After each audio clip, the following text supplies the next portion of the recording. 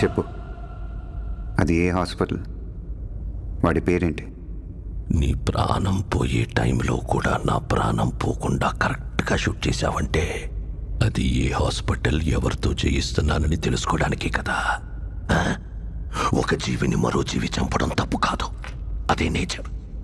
అందుకే దేవుడు ఒక జీవికి ఆహారంగా ఇంకో జీవిని సృష్టించాడు.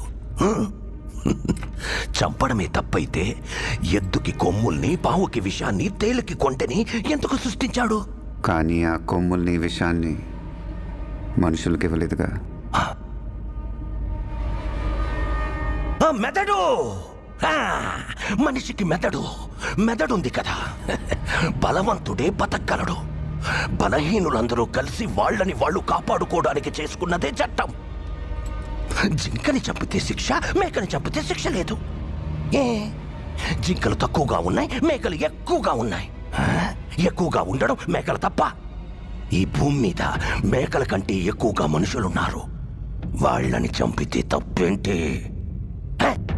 లక్షల సంవత్సరాల క్రితం ఒకడిని చంపి వాడి భార్యనెత్తికెళ్లారని మిగతా వాళ్ళందరూ గుహలోకెళ్ళి దాక్కున్నారు.